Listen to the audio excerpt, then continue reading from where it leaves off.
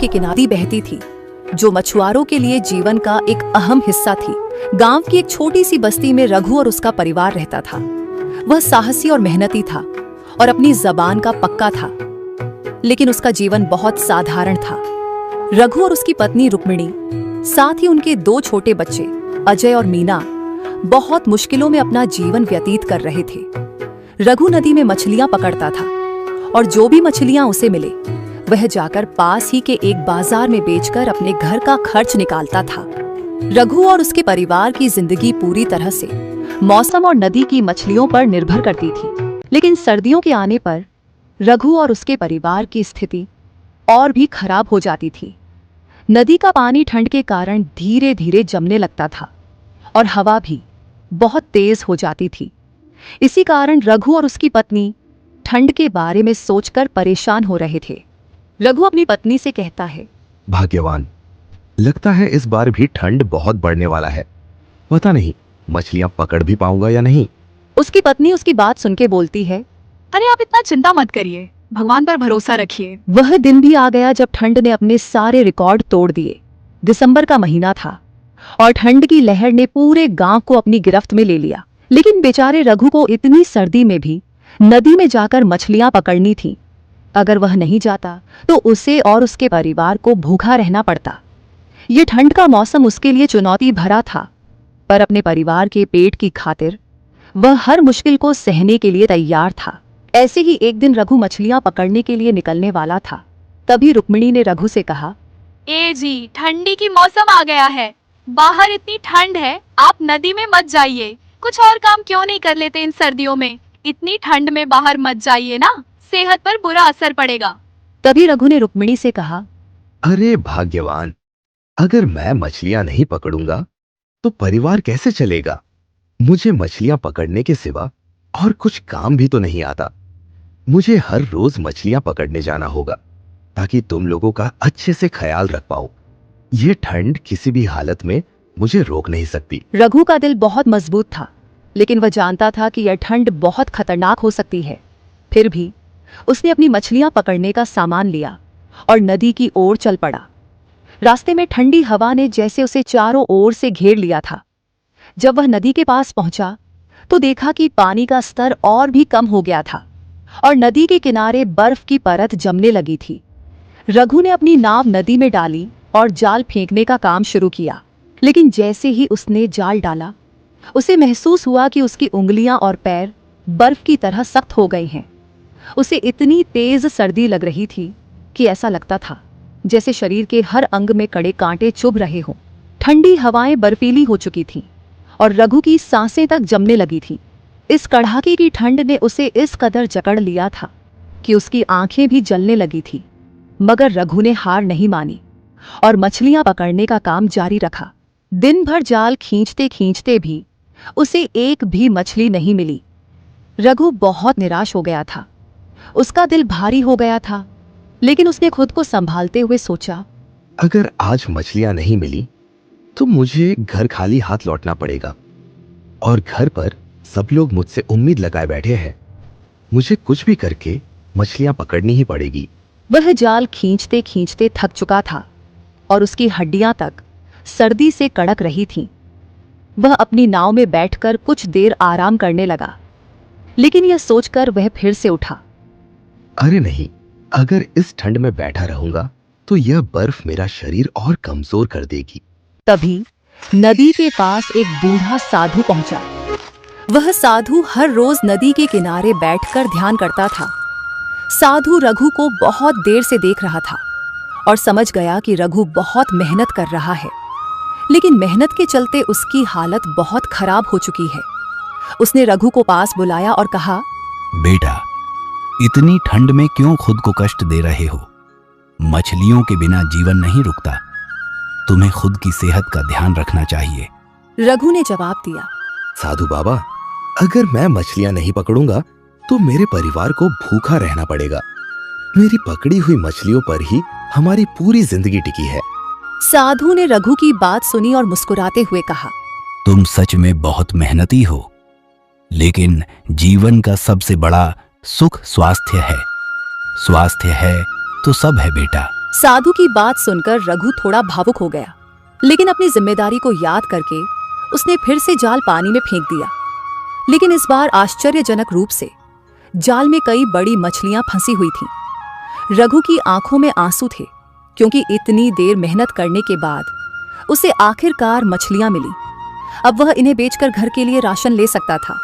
उसने साधु की तरफ देखा और सोचा, यह जरूर साधु महाराज की ही कृपा होगी जो मुझे इनके आते ही इतनी सारी मछलियां मिल गई। यह सोचते हुए रघु ने साधु को धन्यवाद किया और घर की ओर निकल गया।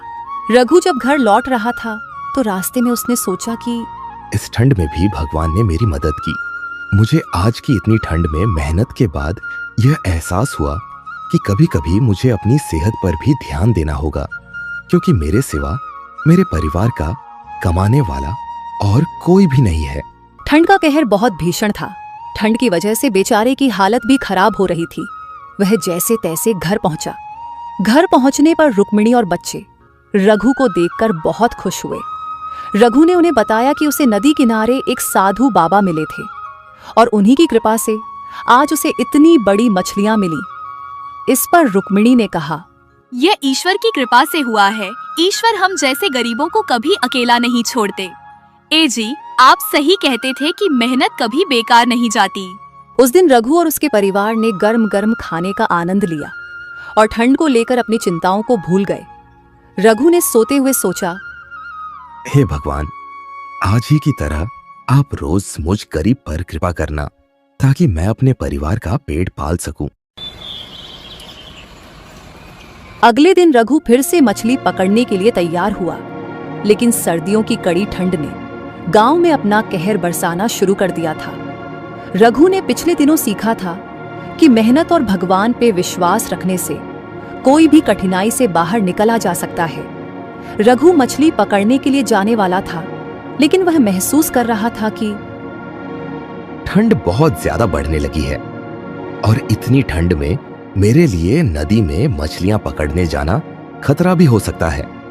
कुछ देर बाद रघु बिना ठंड की परवाह किए अपने परिवार के खातिर मछली पकड़ने के लिए तैयार हो गया। जब रघु घर से बाहर निकलने के लिए तैयार हुआ, तब रुक्मिणी ने एक बार फिर उसे रोका और कहा, ए जी, बाहर इतनी ठंड है, क्यों इतना जोखिम उठा रहे हो? वह जानती थी कि ठंड कितनी भयंकर हो सकती है, लेकिन रघु ने अपनी पत्नी को समझाते हुए कहा, रुक्मिणी, अगर मैं घर पर रहकर बैठा रहा तो हम कैसे जिएंगे? ये ठंड चाहे जैसी भी हो, मुझे तो अपनी जिम्मेदारियां निभानी ही पड़ेंगी ना। रुक्मिणी ने उसे समझाते हुए कहा, लेकिन आप देख ही रहे हो बाहर कितनी ठंड है। नदी का पानी बर्फ जैसा जम चुका होगा। ऐसे में बाहर जाना आत्महत्या करने जैसा हो सकता है। रघु ने अपनी पत्नी की चिंता को समझा, लेकिन उसने अपना निर्णय नहीं बदला और रघु आत्मविश्वास से बोला, अरे, तुम चिंता क्यों करती हो? मेहनत और ईमानदारी से किया गया काम कभी व्यर्थ नहीं जाता। भगवान हमारी मदद जरूर करेंगे। यह कहकर रघु अपनी जरूरत का सामान लेकर नदी की ओर बढ़ गया। रास्ते में उसे बर्फीली हवाओं का सामना करना पड़ा। इतनी तेज हवा में रघु की सांसें जैसे ही बाहर निकलती बर्फ की तरह जमने लग।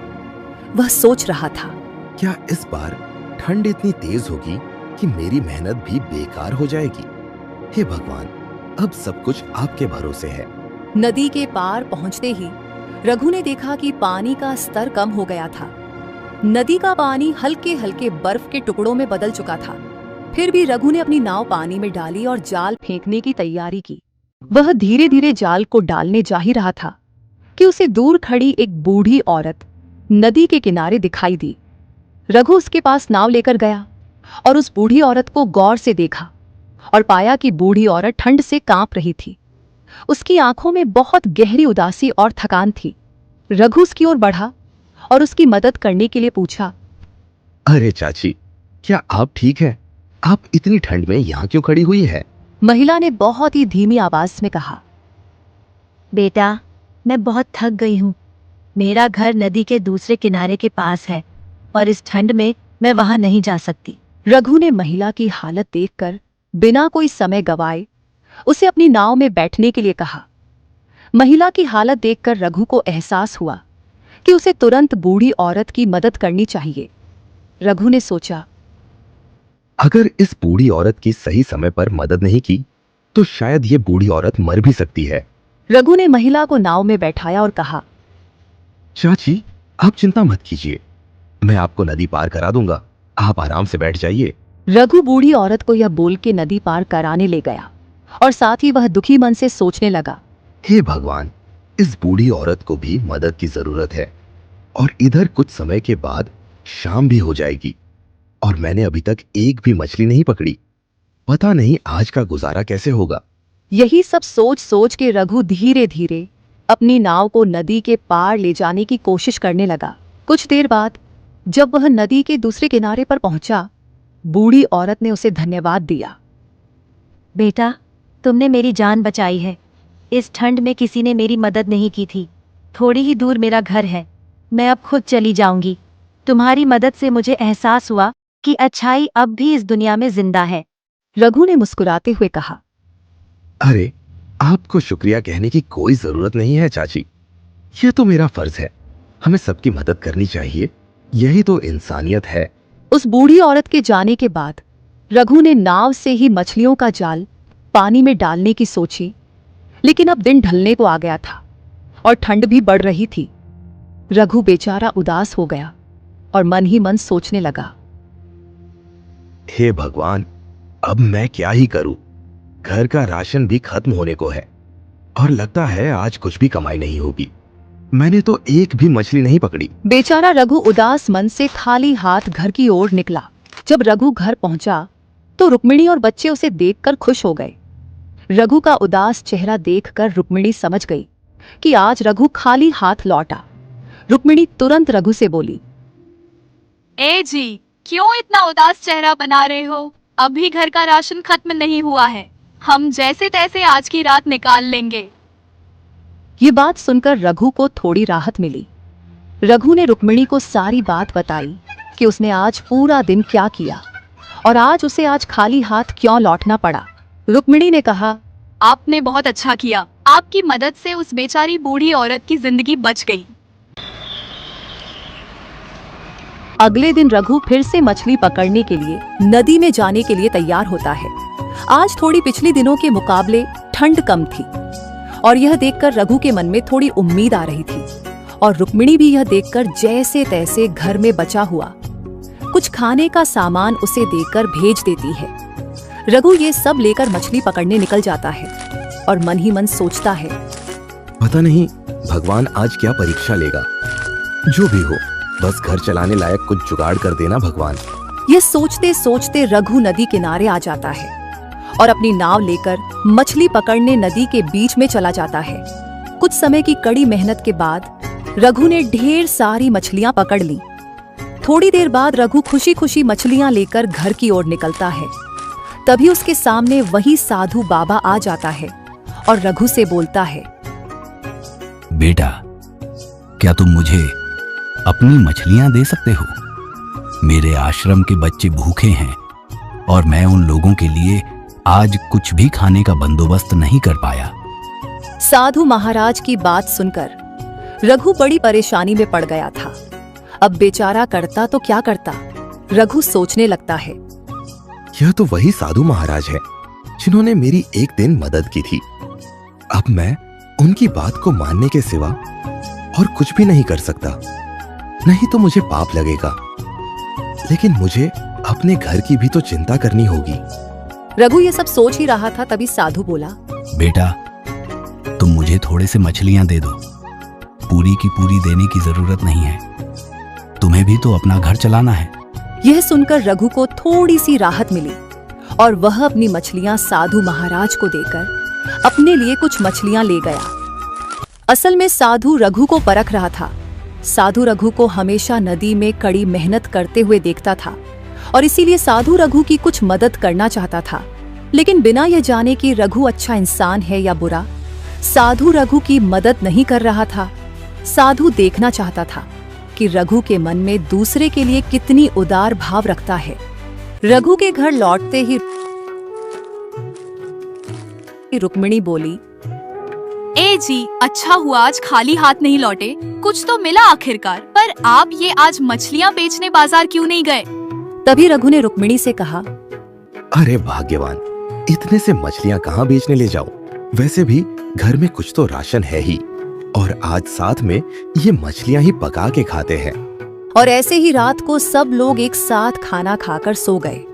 ऐसे ही कुछ दिन बीत जाने के बाद एक दिन सुबह जब रघु और उसकी पत्नी नींद से उठे तो उन्होंने देखा कि बहुत जोर की बारिश हो रही थी और बारिश के कारण ठंड मानो 2 गुना बढ़ गई हो। दोनों बारिश को देखकर थोड़े निराश जैसे लग रहे थे और तभी रघु उदासी भरी आवाज में बोला, अरे भाग्यवान, ये सब क्या हो रहा है हमारे साथ? हर दिन हमारी समस्या बढ़ती ही जा रही है।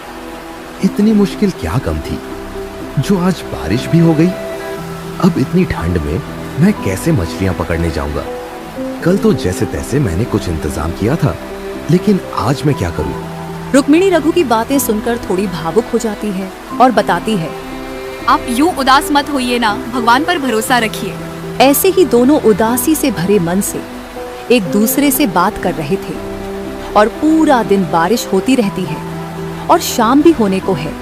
तभी वही पहला वाला साधु बारिश से बचने के लिए उनके चौखट पर आ गए और फिर साधु ने उन दोनों से रात बिताने के लिए आश्रय मांगा। बच्चों, क्या मैं आज की रात यहाँ रुक सकता हूँ? क्योंकि बारिश तो रुकने का नाम ही नहीं ले रही और ऊपर से बाहर बहुत ठंड भी है। साधु मानो फिर से रघु की परीक्षा लेने की मंशा से उसके घर पर आया था और तभी रघु साधु की मदद करने के लिए मान जाता है। अंदर आइए साधु महाराज, बाहर बहुत बारिश हो रही है और ठंड भी बहुत है। लेकिन रुक्मिणी थोड़ा हिचकिचाती है और मन में सोचती है, एक तो घर में राशन भी कम है और खाली बिस्तर भी नहीं है और अब साधु महाराज आ गए। फिर भी रुक्मिणी रघु की वजह से मान जाती है और साधु को अंदर बुलाती है। रघु के घर में राशन भी खत्म होने लगा था और आज तो बारिश की वजह से रघु मछलियां भी पकड़ने नहीं जा पाया और बच्चों के चेहरे पर भी भूख की लकीरें साफ झलक रही थीं।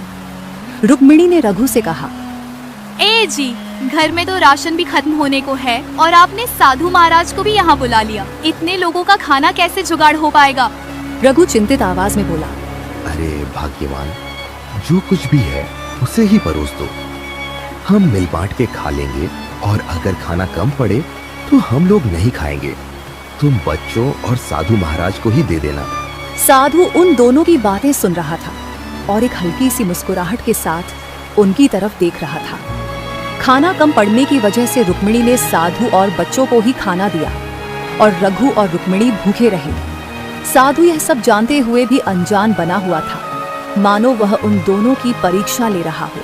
फिर बाद सब लोग सोने चले गए और तभी ने देखा कि साधु के बगल में सोने के सिक्कों से भरी एक पोटली थी। रुक्मिणी ने तुरंत रघु को जगाया और बताया, अरे देखिए ना, साधु महाराज के पास कितना धन है। तभी रघु ने रुक्मिणी से कहा, भाग्यवान, साधु महाराज को बहुत से अमीर लोग दान के रूप में धन देते ही रहते हैं। यह भी शायद किसी ने उन्हें दान किया होगा। और वैसे भी साधु महाराज धनों से अपने आश्रम के बच्चों का पेट पालते हैं और उन्हें शिक्षा देते हैं। रघु और रुक्मिणी की आर्थिक अवस्था इन दिनों ठंड की मौसम के वजह से खराब होती जा रही थी। रघु का काम भी अच्छा नहीं चल रहा था और इसी बुरी परिस्थिति के मारे रुक्मिणी के मन में लालच आ गई थी। रुक्मिणी ने रघु से कहा, ए जी, थोड़ी सी सिक्के हम रख लेते हैं, साधु महाराज को पता नहीं चलेगा और हमारी भी थोड़ी सी जरूरत पूरी हो जाएगी। वैसे भी साधु महाराज को इतना धन की आवश्यकता नहीं होती होगी। रघु थोड़ा गुस्से में रुक्मिणी से कहा, अरे तुम क्या पागल हो गई हो? ये क्या करने की सोच रही हो? हमें पाप लगेगा। वो उनका दान में पाया हुआ धन है। साधु को यह सब कुछ सुनाई दे रहा था और वह सोने का नाटक कर रहा था। कुछ देर बाद रुक्मिणी के बहुत समझाने पर रघु आखिरकार बुरी परिस्थितियों के चलते रुक्मिणी की बात मान लेता है और दोनों चुपके से कुछ सिक्के रख लेते हैं। ऐसे ही कुछ देर बाद सुबह हो जाती है और साधु उन दोनों से विदा लेकर निकल जाता है। रघु भी कुछ देर बाद मछलियां पकड़ने के लिए नदी की ओर निकल जाता है। ऐसे ही कुछ दिन बीत जाते हैं। साधु से चुराए हुए सिक्कों से रघु और उसके परिवार की जिंदगी थोड़ी बेहतर हो गई थी और धीरे धीरे ठंड भी कम हो रही थी। रघु अब रोज बिना मुश्किल के 2-4 मछलियां पकड़कर लाता था और बाजार में बेच देता था। ऐसे ही उनकी जिंदगी खुशी से चल रही थी। एक दिन रघु मछलियां पकड़ने नदी जा रहा था और तभी रास्ते में उसे साधु दिखाई दिया। साधु को देखकर रघु थोड़ा घबरा गया और वहां से भाग आया। साधु यह सब देख लेता है और रघु को देख के साधु के चेहरे पर एक हल्की सी मुस्कुराहट होती है। कुछ समय बाद रघु घर लौटकर देखता है कि रुक्मिणी बहुत घबराई हुई है। रघु ने तुरंत रुक्मिणी से पूछा, अरे भाग्यवान, क्या हुआ? क्यों इतना घबराई हुई हो? रुक्मिणी ने घबराई हुई आवाज में कहा, अरे देखिए ना, क्या हो गया हमारे बेटे को? ये कुछ भी नहीं बोल रहा है और उठ भी नहीं रहा। रघु का बेटा अजय बहुत बीमार था और वह बिस्तर पर लेटा हुआ था, कुछ भी नहीं बोल रहा था। तभी रुक्मिणी बोलती है, ए जी, आप जल्दी जाइए ना, वैद्य जी को बुलाकर लाइए। रघु दौड़ते हुए वैद्य जी को बुलाकर लाता है और वैद्य जी अजय को देखकर बोलते हैं, अरे रघु, ये बहुत बीमार है, इसका इलाज यहाँ नहीं हो पाएगा। उसको जल्दी से शहर ले जाओ इलाज के लिए। मुझे तो इसकी बीमारी ठीक से समझ ही नहीं आ रही है। दिखने में तो ठीक जैसा लग रहा है, लेकिन अंदर से ये बहुत बीमार है। वैद्य जी की बात सुनकर दोनों चिंता में पड़ गए। दोनों ने सोचा कि अपने बेटे को शहर के अस्पताल में ले जाएं, लेकिन उनके पास इतना पैसा नहीं था। रुक्मिणी बोली, ए जी, आप जाओ ना, किसी से उधार मांग के लाओ, नहीं तो हमारे बेटे का इलाज नहीं हो पाएगा। रघु तुरंत गांव में अपने पड़ोसियों से उधार मांगने के लिए गया। कहीं से भी वह पैसे का बंदोबस्त नहीं कर पाया। किसी के पास पैसे नहीं थे तो कोई उसे पैसे उधार नहीं देना चाहता था। रघु उदास मन से घर लौटा। रुक्मिणी ने रघु को देखकर तुरंत पूछा, क्या हुआ, पैसे मिले या नहीं मिले? रघु उदासी भरी आवाज में बोला, नहीं भाग्यवान, मैंने बहुत कोशिश की, लेकिन मैं पैसे जुटा नहीं पाया। कुछ समय तक कहीं से भी पैसे का बंदोबस्त नहीं होने पर रुक्मिणी के मन में साधु का ख्याल आया और रुक्मिणी बोली, ए जी, आप जल्दी से जल्दी जाकर साधु महाराज से कुछ उधार लेके आइए ना। रघु गुस्से में बोला, साधु से? अरे क्या कह रही हो? साधु से कैसे उधार मांगने जा सकता हो? और वैसे भी साधु से जो सोने के सिक्के हमने चुराए थे, उसी का पाप हमारे बेटे को लगा है। वो कहते हैं ना, माँ बाप के पाप बच्चों को लगते हैं। दोनों ये सोचते हुए हताश हो गए और उन्होंने अपने बेटे की ओर देखा। अपने बेटे की हालत देखकर उनसे रहा नहीं गया और फिर कुछ समय बाद दोनों आपस में बात करके साधु महाराज से उधारी मांगने के लिए निकल गए। बीमार बेटे को छोड़कर उन्होंने अपनी बेटी से कहा कि वह अपने भाई का ख्याल रखे। फिर दोनों साधु के पास चले गए। दोनों ने देखा कि साधु महाराज एक पेड़ के नीचे ध्यान लगा रहे थे। दोनों जाकर साधु के सामने खड़े हो गए और साधु के ध्यान से जागने का इंतजार करने लगे। कुछ समय बाद जब साधु ध्यान से जगा तो उसने उन्हें देखा और पूछा, क्या हो गया? तुम दोनों इतनी घबराए हुए क्यों आए हो? दोनों ने अपने बीमार बेटे के बारे में बताया और साधु से कुछ सोने के सिक्के उधार मांगे। तभी साधु मुस्कुराते हुए बोला, क्यों? उस दिन भी तो थे। रघु और रुक्मिणी के चेहरे पर खामोशी छा गई। रघु ने साधु से पूछा, बाबा, आप कौन से दिन की बात कर रहे हैं? मुझे कुछ समझ नहीं आया बाबा। तभी साधु बोला, बेटा, मैं जो उस दिन तुम लोगों के घर में ठहरा था और तुम दोनों ने जो मुझसे कुछ सिक्के लिए थे, याद आया कुछ? दोनों यह बात सुनकर हक्के बक्के रह गए। उन्हें समझ आ गया कि उस दिन जो हुआ था वह सब साधु को पहले से ही पता था। दोनों को इस तरह देख साधु बोला, घबराने की जरूरत नहीं है। मैं तुम लोगों से नाराज नहीं हूं। माना तुम लोगों ने गलत काम किया था, लेकिन वो सब तुम लोगों ने अपनी बुरी परिस्थिति के कारण किया था। तुम लोग बुरे इंसान नहीं, बस बुरे तुम्हारे हालात थे। ये सुनकर रघु और रुक्मिणी ने साधु से माफी मांगी और वे शर्मिंदा होकर घर लौट जाने की सोचने लगे। और रुक्मिणी बोली, हमें माफ कर दीजिए साधु महाराज, हमसे बहुत बड़ी गलती हुई है। हम अपनी गलती का प्रायश्चित जरूर करेंगे और आपसे चुराए हुए सिक्के आपको वापस कर देंगे। अभी हम चलते हैं, हमारे बेटे को हमारी जरूरत है। रघु रुक्मिणी के बात से हामी भरी और बोला, जी बाबा, हमें माफ कर दीजिए। अभी हम चलते हैं, हमारे बच्चे को हमारी जरूरत है। तभी साधु बोला, रघु सुनो, तुम एक अच्छे इंसान हो, बस तुमसे बुरे हालात के चलते गलती हुई है। मैंने तुमको कई बार दूसरों की मदद करते हुए देखा है, इसलिए मैं भी तुम्हारी मदद करूंगा। वैसे भी मुझे अपना आश्रम चलाने के लिए इतना धन की आवश्यकता नहीं होती है, मुझे बार बार लोगों से दान मिलता ही रहता है।